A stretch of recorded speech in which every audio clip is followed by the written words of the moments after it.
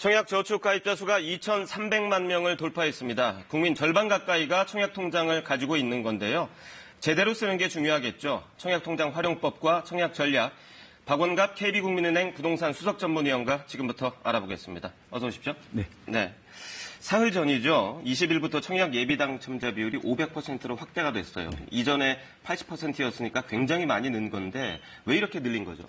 일반적으로 이제 1순위자들이 당첨이 되더라도 뭐 대출 규제나 목돈이 모자라서 계약을 못 하는 경우가 많죠. 네. 이게 이제 미계약이나 미분양으로 이어지는데 이걸 이제 재분양을 하기 위해서는 통장을 갖고 있던 집이 여러 채든 관계없이 이거를 이제 무순위로 청약을 받게 됩니다. 그렇게 되면 이제 현금을 갖고 있는 부자들이 이런 이제 물량들을 줍줍이라고 그러죠. 가져가게 되니까 이런 부분들을 좀 개선하자. 그러면은 예비 당첨자들은 기본적으로 가점이 높을 수밖에 없고 또 장기 무주택자일 가능성이 높으니까 이분들한테 우선적으로 당첨 기회를 이제 주자 이런 뜻이라고 보고요. 모든 지역에 해당은 되지 않고요. 주기 과열 지구에만 이제 말씀하신 것처럼 500%가 되는 거죠. 그러니까 서울이나 과천, 하남, 뭐 광명, 대구 수성구나 세종시만 해당이 되는 거고 나머지 지역 같은 경우는 종전대로 그대로 40%로 된다 이렇게 보시면 되겠습니다. 어쨌든 청약 자격이 있는 분들의 당첨 가능성, 기회가 더 넓어진 건데 이 제도가 실효성이 있을까요? 일단 인기 지역은 미분양 수가 많지는 않고요. 다소 좀 줄어들 가능성은 있다. 하지만 지금 미분양이 생기는 본질적인 이유가 너무 분양가가 높고 대출 규제 심하고 또 집값이 계속해서 올라간다는 확신을 갖지 못하다 보니까 계약이 안 되는 거거든요. 그래서 효과는 아마 정도 미미할 정도로 보고 있고요. 미분양이 심한 악성 지역 같은 경우는 지금도 분양이 안 되기 때문에 뭐 큰 의미가 없다. 그래서 전체적으로 보면은 일단은 상대적으로 약자할 수밖에 없는 이런 이제 무주택자, 예비 당첨자에게 먼저 청약할 수 있는 기회를 주겠다. 이런 정책적 배려 측면에서 보시면 될 것 같습니다. 이 청약에 당첨되려면 가점이 굉장히 중요하잖아요. 이 가점 높이려면 어떻게 해야 될까요? 일단은 이제 그 무주택자인지 아닌지를 이제 봐야 되겠죠. 그래서 일반적으로 보면요. 무주택 기간은 태어날 때부터 무주택은 아닌 사람은 없죠. 그런데 이제 청약을 할 때는 만 30세부터 적용이 됩니다. 물론 이제 그 이전에 결혼한 경우가 있겠죠. 그러면은 혼인 신고일이 기준이 되는 거고요. 오피스텔을 갖고 있어도 여전히 무주택자로 간주됩니다. 다만 지난해부터 아파트 분양권이나 입주권을 갖고 있으면은 유주택자가 된다는 점은 주의를 하셔야 되고요.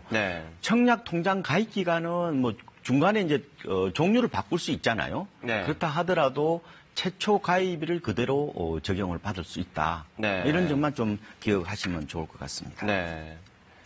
그러면 요즘 자녀들한테 청약 통장 많이 만들어 주잖아요. 이런 경우에 가점 계산은 똑같나요? 어떻게 되나요? 좀 불리한 측면이 있죠. 그러니까 만 19세 미만의 이제 통장을 가입하게 되면은 납입 기간과 금액이 제한됩니다.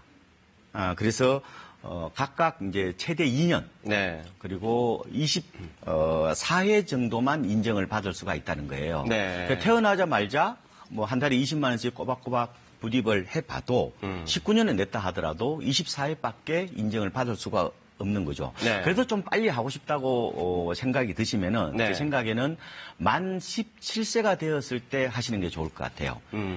이때가 보통 고등학교 2학년, 3학년 때거든요. 그때 주민등록증이 나옵니다. 그러니까 주민등록증이 나올 때 통장에 가입하는 게 가장 효율적이다. 이런 말씀을 드립니다. 이 청약 통장에 돈을 얼마를 어떻게 넣을지 이것도 참 고민이거든요. 매달 일정 금액을 넣는 게 좋나요? 아니면 여유가 있을 때 좀 많이 넣는 게 유리할 수 있나요? 어떻습니까? 이거는 민영과 이제 공공이 좀 다를 수가 있어요. 보통 청약 예금이라고 옛날에 얘기했죠. 그것들은 뭐 주로 재개발이나 재건축할 때 이제 분양을 받으시는 건데 그거는 모집 공고일 이전에 일단 한꺼번에 내셔도 되고 네. 뭐 꼬박꼬박 내셔도 관계는 없습니다. 아. 2년만 채우면 되는 건데 네. 문제는 이제 LH라든지 SH에서 분양하는 이제 공공 주택 같은 경우에는 네. 납입 기간과 납입 금액을 따집니다. 다만 이제 납입 금액 같은 경우는 너무 한꺼번에 내실 필요는 없어요. 네. 한 달에 한 10만 원 정도 꼬박꼬박 내시는 게 필요합니다. 그래서 이거는 자동 이체를 해놓으시면 좋아요. 네, 그래야겠군요. 그렇죠. 그리고 지금 보통 인기 지역에서 청약 저축 옛날에 공공 분양을 받으시려면은 뭐 10년, 15년 정도 꼬박꼬박 내셔야 돼요. 네. 그래서 무엇보다 인내력이 중요하다 이런 말씀을 드립니다. 마지막 질문 짧게 하나 드리겠습니다. 청약통장 보통 이제 잘 안 깨려고 하잖아요. 네. 그런데 정말 급한 일이 있다. 이럴 때는 어떻게 방법이 있나요? 일단은 깨진 마시고 네. 제 생각에는 꼭 목돈이 필요하다일 경우에는 대출을 받으시는 게 좋습니다. 그래서 그 보통 청약 통장을 담보로 내시면은 가상금리가 1.1%포인트 정도가 됩니다. 그리고 중간에 중도 해지 수수료가 없어요. 네. 그래서 짧게 쓰실 경우에는 통장을 해지하시기보다는 대출을 활용하는 게 훨씬 낫다. 이런 말씀을 드립니다. 청약 통장을 담보로 할 수 있는 대출이 있군요. 기억해야겠습니다. 네. 오늘 설명 잘 들었습니다.